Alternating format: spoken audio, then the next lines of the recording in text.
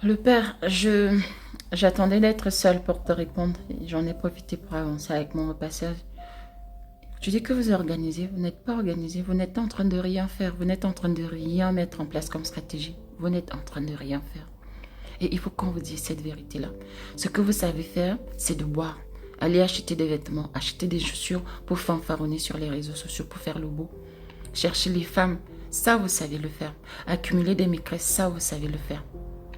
Faire des débats dans les bars, dans les ngandas, ça vous savez le faire. Il faut voir comment vous fanfaronnez sur les plateaux de télévision en Afrique les dimanches, lors des débats télévisés. Ah, vous venez montrer comment vous avez des diplômes, comment vous êtes des intellectuels, comment vous parlez bien français. Depuis que vous parlez là, vous n'êtes pas fatigué de parler. Vous allez passer à l'acte quand tout le monde vous marche dessus.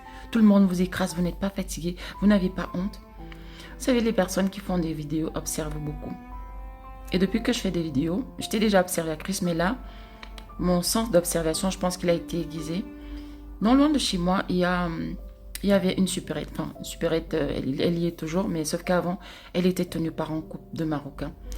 Et on échangeait, ils me disaient non, nous on veut rentrer chez nous parce que voilà, la vie devient compliquée ici. On n'arrive plus à faire des marches comme avant. Bref, ils ont vendu leur fonds de commerce. Il a été racheté par des Indo-Pakistanais. J'étais impressionnée par le sens d'organisation de ces gens. Ils ont refait des travaux et du sol au plafond, ils étaient entre eux. Je n'ai vu aucun artisan noir, maghrébin ou blanc. Ils étaient entre eux et ça, ils le font très souvent. C'est-à-dire la première génération arrive, vous allez les voir, ils ne parlent même pas français. Ils arrivent, ils achètent en forme de commerce. Ils arrivent, ils achètent en forme de commerce. Et quand ils achètent, ce n'est même pas parfois leur argent propre. Ils font une sorte de tontine. Ils se soutiennent parce qu'ils savent que dès qu'il a un fonds de commerce, il va pouvoir embaucher ses frères. Il va pouvoir embaucher ses enfants. Généralement, c'est la deuxième, troisième génération qui est scolarisée ici, qui s'intègre, voilà, qui parle couramment français. Mais les parents, quand ils arrivent ici, ce n'est pas leur préoccupation. Ce qui les préoccupe, c'est de pouvoir devenir puissant en fait, parce que ces gens sont en train de devenir une puissance en France. Regardez, observez, les bars tabac sont en train d'être rachetés par les Chinois au point où c'est même devenu inquiétant. Ils font des reportages là-dessus pour...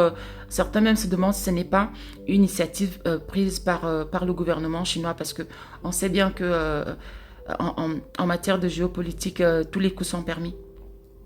Mais vous, qu'est-ce que vous faites? Qu'est-ce que vous faites pour être fort? Vous évoluez en rang dispersé, c'est la xénophobie, c'est le tribalisme. Quand il ne s'agit pas de chercher les femmes, vous faites quoi d'autre? Vous ne faites rien du tout. Vous vous organisez depuis 2023 ans, vous parlez, vous allez agir quand, vous allez passer à l'acte quand?